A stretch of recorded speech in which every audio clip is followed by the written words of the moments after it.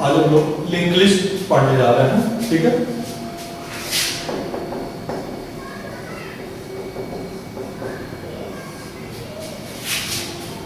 Linked list is a data structure which support concept of dynamic memory allocation. अब जैसे ही हम कह रहे हैं कि linked list dynamic memory allocation को सपोर्ट कर रहा है, तो तुरंत ही किया जाता है कि what exactly dynamic memory allocation is. Dynamic memory allocation क्या होता है? तो मेमोरी एलोकेशन दो तरह के होते हैं।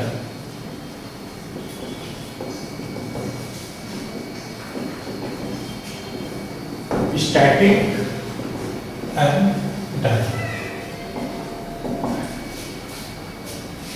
स्टैटिक मेमोरी एलोकेशन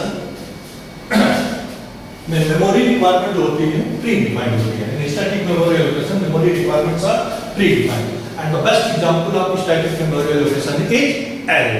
एरे आप लोग पहले से पढ़े होंगे, most of the students CBSE HCC board के हो तो आपके प्रोग्रामिंग कोर्स में एरे रहा होगा।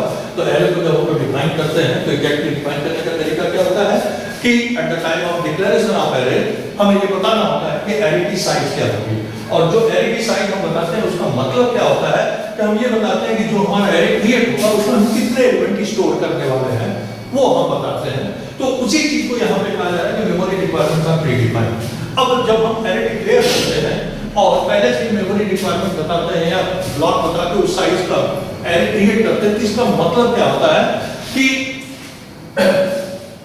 सपोज करो हमने 50 बाइट का एरे क्रिएट किया, तो 50 बाइट का एरे अगर हमने क्रिएट किया हुआ है और जो एरे का एलिमेंट है सपोज करो वो 5 बाइट एक एलिमेंट की साइज है, तो इसका मतलब एरे में कुल कितने एलिमेंट स्टोर होंगे? 10 एलिमेंट स्टोर होंगे, ठीक है। तो जब हम एरे डिक्लेयर करते हैं और उसकी साइज पहले से बताते हैं जो स्टैटिक मेमोरी एलोकेशन में होता है, तो इसमें जो एक ड्रॉबैक है वो ये है कि जितनी साइज हमने एरे का डिक्लेयर किया हुआ है उससे ज्यादा एलिमेंट हम स्टोर नहीं कर सकते हैं। तो ये तो नेचुरल भी है कि जब हमने डिक्लेयर किया हुआ है या डिमांड किया हुआ है तो उससे ज्यादा एलिमेंट स्टोर नहीं होते हैं। लेकिन अगर जितने एलिमेंट हमने पहले से रिजर्व किए हुए हैं और उनसे कम एलिमेंट अगर हम स्टोर करते हैं तो भी एक प्रॉब्लम क्रिएट होती है कि जो बचा हुआ स्पेस है वो कोई दूसरा शेयर नहीं कर सकता, वो अनयूटिलाइज रहता है। ये एक ड्रॉबैक होती है, मेमोरी रिलेटेड प्रॉब्लम है कि हमारे पास हमने ज्यादा स्पेस रिजर्व कर लिया लेकिन उसको यूटिलाइज नहीं कर रहे हैं, तो वो वेस्टेज में चला जाता है जब तक कि हम उसको शेयर यूज ना करें। दूसरा, एरे के साथ जो या स्टैटिक मेमोरी एलोकेशन के साथ जो एक और चीज जुड़ी है वो ये है कि स्टैटिक मेमोरी एलोकेशन या एरे जो है वो कॉन्टिग्यूअस मेमोरी एलोकेशन को सपोर्ट करता है। कॉन्टिग्यूअस मेमोरी एलोकेशन का मतलब क्या होता है? कॉन्टिग्यूअस, जब भी हम एरे डिक्लेयर करेंगे तो मेमोरी में जो ब्लॉक उस पे लोकेट होंगे वो कॉन्टिग्यूअस होंगे, और कॉन्टिग्यूअस का मतलब होता है कि सारे ब्लॉक जो होंगे एडजेसेंट होंगे। इससे फायदा क्या मिलता है? जब हम एलिमेंट को सर्च करते हैं तो सारे ब्लॉक्स एडजेसेंट हैं, तो एक ब्लॉक का एड्रेस अगर मालूम है तो दूसरे ब्लॉक का एड्रेस जानने में हमें कोई प्रॉब्लम नहीं होती है, और एक्सेसिंग या सर्चिंग की स्पीड जो है एरे की वो बढ़ती है। ये एरे का एडवांटेज है। लेकिन डिसएडवांटेज इसमें क्या होता है? मेमोरी रिलेटेड फिर एक प्रॉब्लम आती है कि सपोज करो हमारे पास एक ब्लॉक यहाँ पे है से 100 बाइट का, या सपोज करो 40 बाइट का है, यहाँ पे एक ब्लॉक है 20 बाइट का है, यहाँ पे एक ब्लॉक है 30 बाइट का है, तो कुल हमारे पास स्पेस कितना हो गया? 90 बाइट। और हमें एरे कितने साइज का क्रिएट करना था? 50 बाइट का, नहीं क्रिएट होगा, जबकि हमारे पास टोटल अवेलेबल स्पेस है 50 बाइट से ज्यादा, लेकिन ये नॉन कॉन्टिग्यूअस है, फ्रेगमेंटेड है, तो ये एरे के लिए एलोकेट नहीं हो सकते। तो ये एरे की एक ड्रॉबैक है। इन्हीं ड्रॉबैक्स को दूर करने के लिए, ओवरकम करने के लिए डायनेमिक मेमोरी एलोकेशन पिक्चर में आया।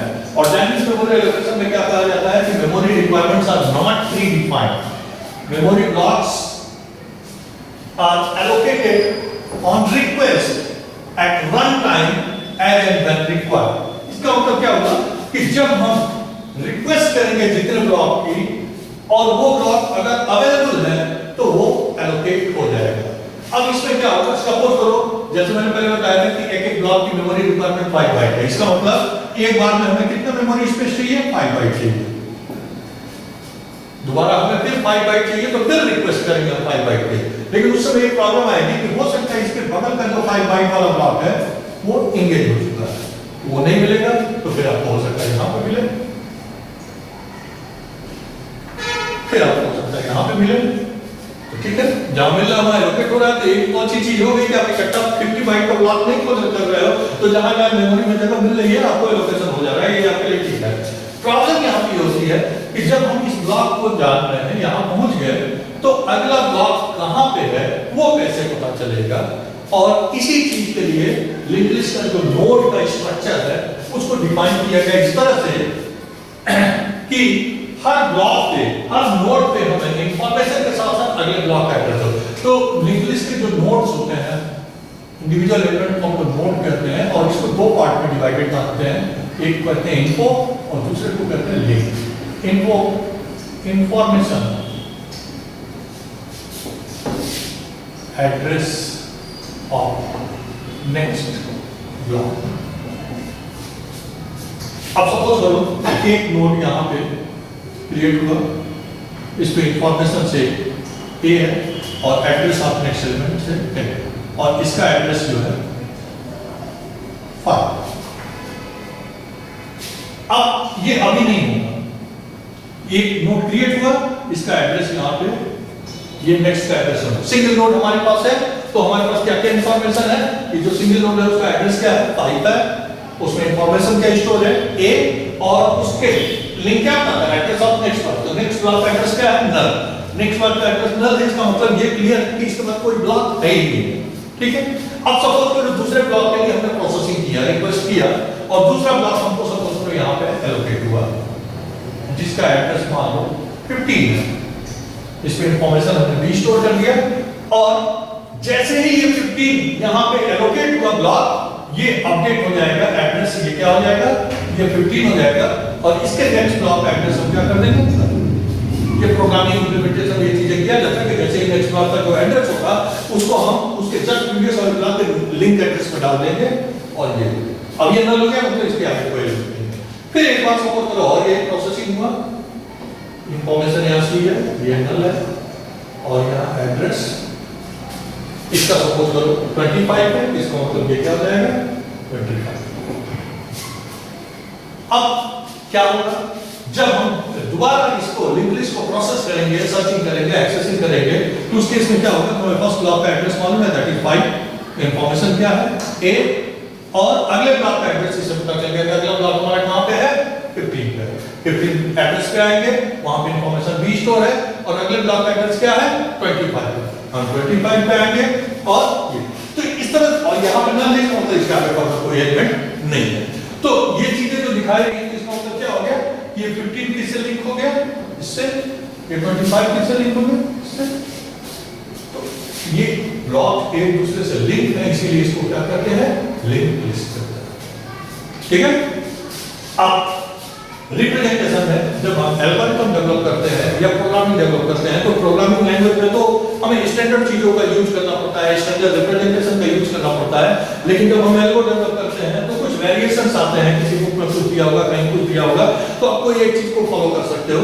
तो जैसे सपोज करो कि एक लिंक लिस्ट का नोड हमारा है, और इसमें दो पार्ट में इन्फो और लिंक है।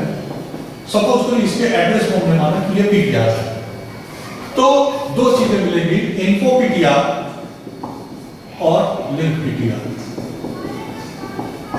Info PTR will give the information at the location PTR, and link PTR will give the address of next element to the address PTR. मतलब इस PTR एड्रेस पे जो ब्लॉक स्टोर है उसमें क्या इंफॉर्मेशन स्टोर है वो info PTR से हम रिप्रेजेंट करेंगे, और इस ब्लॉक पे जो नोड स्टोर है उसके जस्ट बाद कौन सा ब्लॉक स्टोर है उसके एड्रेस को किससे स्टोर करेंगे, लिंक PTR से करेंगे।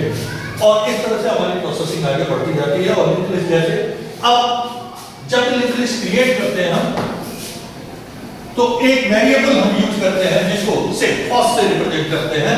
तो variable first will represent the address of first element. तो अगर हम इस तरह से इसको लिखते हैं फर्स्ट,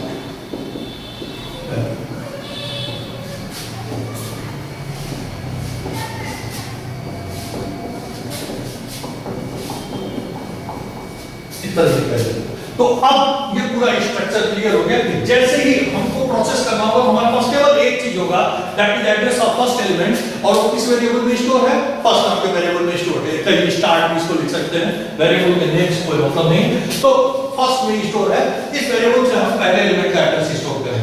एक्सेस करेंगे, और पहले एलिमेंट का एक्सेस जब करेंगे एड्रेस, तो हमें पहला एलिमेंट कहां मिल रहा है, और ये पहला एलिमेंट आपको क्या बताएगा, एड्रेस ऑफ नेक्स्ट एलिमेंट। ये क्या बताएगा, एड्रेस ऑफ नेक्स्ट एलिमेंट। ये क्या बताएगा, एड्रेस ऑफ नेक्स्ट एलिमेंट। यहां पे फिर से एड्रेस ऑफ नेक्स्ट एलिमेंट पता चलता है, लेकिन एड्रेस ऑफ नेक्स्ट एलिमेंट क्या है, नल है, और अगर किसी एलिमेंट का लिंक एड्रेस नल है, इट मीन उसके आगे कोई फर्दर एलिमेंट नहीं है, वो last element of the link list है। और इस तरह से हमें ये पता चल जाएगा कि लिंक लिस्ट कहां से शुरू हो रही है और कहां पे खत्म हो रही है। तो ये मेमोरी में इस तरह से इंप्लीमेंटेशन होता है। अब कुछ चीजें आपको समझ में आई होंगी। अब मैं कुछ एल्गोरिथम डिस्कस करूंगा जिससे स्ट्रक्चर और क्लियर होगा कि लिंक लिस्ट एक्चुअली कैसे काम करता है। तो पहला एक प्रोसेस होता है जिसको हम लोग डिस्कस करेंगे, जिसे ट्रैवर्सल कहा जाता है। ट्रैवर्सल को हम लोग डिफाइन करते हैं कि traversal is the process of accessing and processing each and every element of the list. जब किसी लिस्ट के सारे एलिमेंट पे कोई प्रोसेस अप्लाई करना है तो उसको हम लोग क्या करते हैं, ट्रैवर्सल करते हैं।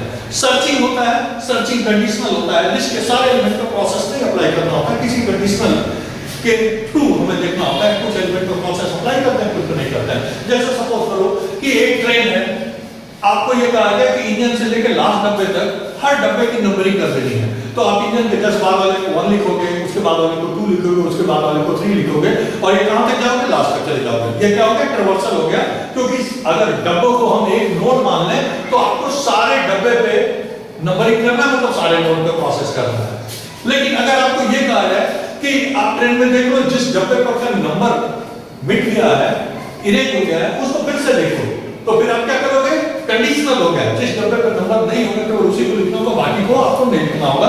ये सर्चिंग होगा। तो अभी हम लोग ट्रैवर्सल कर रहे हैं, तो ट्रैवर्सल में लिस्ट के सारे एलिमेंट पर कोई प्रोसेस अप्लाई करना होता है, ठीक है। तो फर्स्ट जो एल्गो हम लोग डिस्कस करेंगे वो ये होगा कि अगर हमें लिंक लिस्ट के सारे एलिमेंट को प्रोसेस करना है, then what will be the algorithm. चाहे तो प्रॉब्लम के फॉर्म में लिख सकते हैं, प्रॉब्लम के लिए दिया जाएगा कि write algorithm to process each element of a link list. हर एलिमेंट को प्रोसेस करना है। और प्रोसेस करने का मतलब क्या होगा, प्रोसेस करने में ये भी कहा जा सकता है कि टू ब्रिंग द इंफॉर्मेशन, या कहा जाता है टू काउंट द नोड।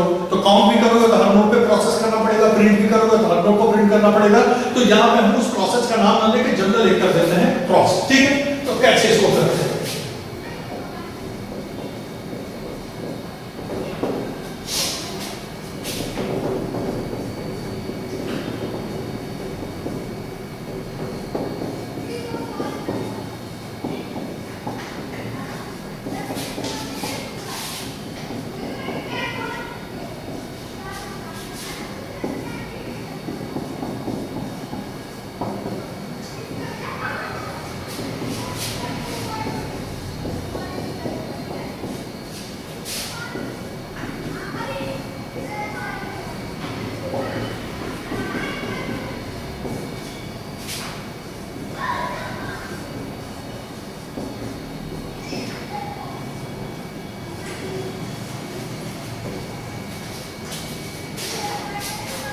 चाहे तो आप इसको नोट कर सकते हैं या पॉज करके बाद में आप देख लेंगे, नोट कर लेंगे, ठीक है।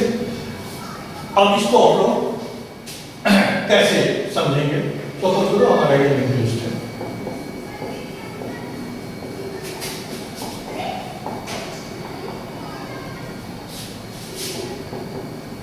ये ब्लॉक रिप्रेजेंटेशन लिंक लिस्ट है। क्या कहा गया है कि आपको ट्रैवर्सल के लिए या हर एलिमेंट को प्रोसेस करने के लिए एल्गो लिखना था। तो जैसे मैंने पहले बताया था कि जब भी लिंक लिस्ट में हम कोई चीज शुरू करते हैं, हम शुरू कहां से करते हैं, फ्रॉम द फर्स्ट एलिमेंट। और फर्स्ट एलिमेंट का एड्रेस एक वेरिएबल में स्टोर रहता है, जिसको हम लोग क्या करते हैं, फर्स्ट कहते हैं, ठीक है।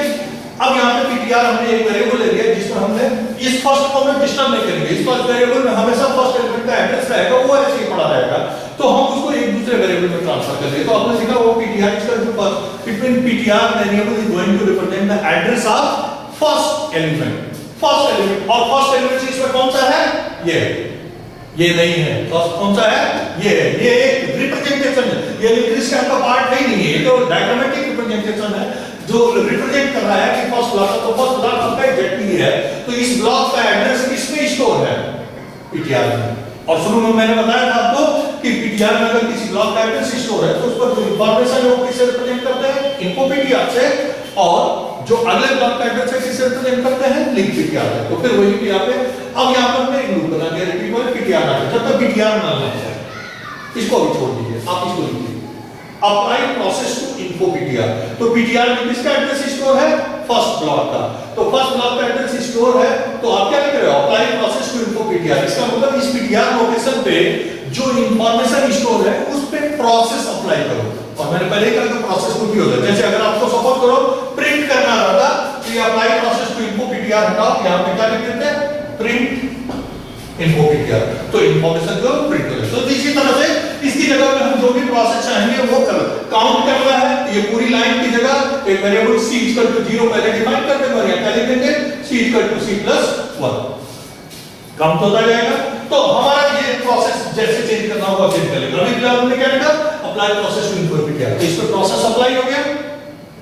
अब इसके बाद किस पे प्रोसेस अप्लाई करना है, इस पे करना है। इसका एड्रेस क्या है हमें नहीं मालूम है, लेकिन हम मालूम कर सकते हैं कैसे, क्योंकि अगर इसका एड्रेस पीटीआर है तो इसका जो लिंक पार्ट है वो क्या बताता है, अगले एलिमेंट का एड्रेस बताता है, और उसको हम लोग कैसे रिप्रेजेंट करते हैं, लिंक पीटीआर से। तो हमने अगला लाइन क्या लिखा, PTR equal to link PTR, मतलब पीटीआर वेरिएबल में जिसमें अभी इस नोड का एड्रेस स्टोर था उसमें अब क्या स्टोर हो गया, लिंक पीटीआर, मतलब एड्रेस ऑफ नेक्स्ट एलिमेंट, मतलब अब पीटीआर किसको रेफर कर रहा है, इसको रेफर कर रहा है, मतलब सेकंड को। तो जब फिर वापस आएंगे, वापस तभी आएंगे जब ये कंडीशन सेटिस्फाई नहीं होगा, और कंडीशन हमारी क्या है, PTR not equal to null, condition तो हुआ नहीं है, तो पीटीआर में किसका एड्रेस स्टोर है, सेकंड का, तो क्या लिखा आपने, apply process to info PTR, तो क्या होगा, सेकंड एलिमेंट प्रोसेस हो जाएगा। फिर PTR equal to link PTR, इससे क्या मिलेगा, थर्ड एलिमेंट का एड्रेस मिलेगा। फिर वापस आएंगे, पीटीआर नल नहीं हुआ है, apply process to info PTR, किस पे प्रोसेस अप्लाई होगा, इस पे। फिर PTR equal to link PTR, फिर वापस आएंगे, PTR equal to link PTR. अब जब ये प्रोसेस हो जाएगा उसके बाद फिर क्या होगा, PTR equal to link PTR. तो अगर ये पीटीआर है तो लिंक पीटीआर की वैल्यू क्या दिखाई दे रही है आपको, नल। इसका मतलब जब ये लाइन लिखेंगे PTR equal to link PTR, तो पीटीआर में क्या आ जाएगा, नल। लूप की कंडीशन क्या है, while ptr not equal to null, तो ptr null हो गया, कंडीशन फॉल्स हुआ, लूप से बाहर होंगे और ये पूरा प्रोसेस हो जाएगा। तो इस तरह से हम लोग इसको प्रोसेस करते हैं ट्रैवर्सल। बात समझ में आ रही है? अब इसी थोड़ा सा चेंज करता हूं मैं, जिससे और क्लैरिटी आ जाएगी आपको इस प्रॉब्लम को लेकर। प्रॉब्लम लिख लीजिए, Michael Barton to print information from alternate node। alternate node का मतलब क्या होगा, पहले पर नोट करेंगे, उसके बाद इसको प्रिंट करेंगे, इसको छोड़ देंगे, फिर इसको प्रिंट करेंगे, फिर इसको छोड़ देंगे, फिर इसके अगले वाले को प्रिंट करेंगे, इस तरह से करना है। तो कैसे करेंगे,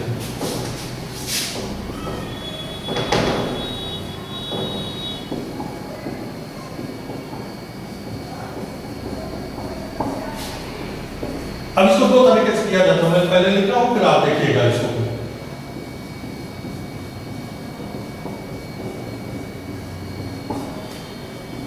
पहले मैंने ऐसे लिखा, तो अभी क्या होगा, फिर से वही चीज पीटीआर इसका तो फर्स्ट पीटीआर में किसका एड्रेस आ जाएगा, ये पीटीआर प्रिंट इनफो पीटीआर। इस पे जो मान लो इस पे ए है, ये बी है, सी है, डी है, मान लो इसके आगे भी एलिमेंट है, ई है, एफ है और ये। तो प्रिंट इन्फो पीटीआर में क्या प्रिंट होगा, ए प्रिंट हो जाएगा। उसके बाद आपने क्या लिखा हुआ है, PTR equal to link PTR, तो पीटीआर किस पे आ जाएगा, इस पे आ जाएगा, सेकंड का एड्रेस आ जाएगा इसमें। फिर आपने एक बार और लिखा हुआ है PTR equal to link PTR, तो फिर क्या होगा, अब ये पीटीआर है तो लिंक पीटीआर कौन होगा, ये, तो पीटीआर में किसका एड्रेस आ जाएगा, इस थर्ड एलिमेंट का। इसका मतलब थर्ड एलिमेंट का एड्रेस पीटीआर में आ गया। तो जब वापस आएंगे और प्रिंट इन्फो पीटीआर करेंगे तो कौन सा इंफॉर्मेशन प्रिंट होगा, थर्ड वाला प्रिंट होगा, मतलब ये छूट गया, ये आपको चाहिए था, अल्टरनेट नोड चाहिए था, ये छोड़ गया। फिर PTR equal to link PTR ये होगा, फिर PTR equal to link PTR ये होगा, तो ये पीटीआर होगा, तो इसके बाद प्रिंट क्या होगा, पहले सी प्रिंट होगा, उसके बाद ई प्रिंट होगा, और ऐसे होता है। अब इसी चीज को हम लोग थोड़ा सा बदल सकते हैं।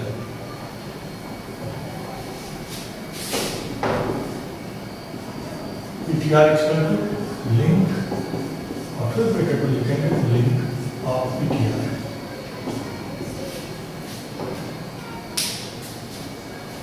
ये दो एड्रेस यहाँ पे इन्वॉल्व है। अब इससे क्या होगा, पीटीआर में फर्स्ट नोड का एड्रेस है, प्रिंट इन्फो पीटीआर ए प्रिंट हो गया। फिर आपने क्या लिखा, पीटीआर इज इक्वल टू, तो पहले इसको सॉल्व करो। लिंक पीटीआर से किसका एड्रेस मिलेगा, बी का एड्रेस मिलेगा, और उसके आगे फिर लिंक लगाया तो पीटीआर में अभी टेम्परेरी ये इंटरनली इसका एड्रेस मिला, और इसके आगे लिंक पीटीआर लगाया, इसका मतलब एग्जैक्टली हमको किसका एड्रेस मिल गया, सी का एड्रेस मिल गया। तो जब इनको पीटीआर प्रिंट करेंगे तो क्या मिलेगा, सी मिलेगा, उसको फिर डी छोड़ के क्या मिलेगा, ई मिलेगा, फिर एफ प्रिंट करेंगे तो आगे वन मिलेगा, लूप से बाहर आ जाएगा। तो इसका मतलब ये हो गया कि हम एड्रेस को एक से ज्यादा बार लिंक लगा सकते हैं, एक से, जैसे ये एड्रेस रिप्रेजेंट कर रहा है सेकंड का, उसके उस एड्रेस पे जो इंफॉर्मेशन नोड है उस पर फिर लिंक लगाएंगे तो एक नोड और, तो हमें ये स्टेटमेंट जो दो बार लिख रहे थे उससे हम बच जाएंगे, और इस तरह से इस चीज को मैनेज किया जा सकता है। ठीक है, तो यहाँ तक जो चीजें हैं अगर समझ में आ रही हो तो आप जरूर इस वीडियो को लाइक करिएगा और सब्सक्राइब करिए, जिससे आपको आगे के जो भी लेक्चर्स हैं वो मिलते रहें, और फिर हम लोग देखेंगे। और अभी आगे तो बहुत कुछ इसमें पढ़ना है, फिर इसके बाद हम लोग डबल लिंक लिस्ट पढ़ेंगे। ठीक है।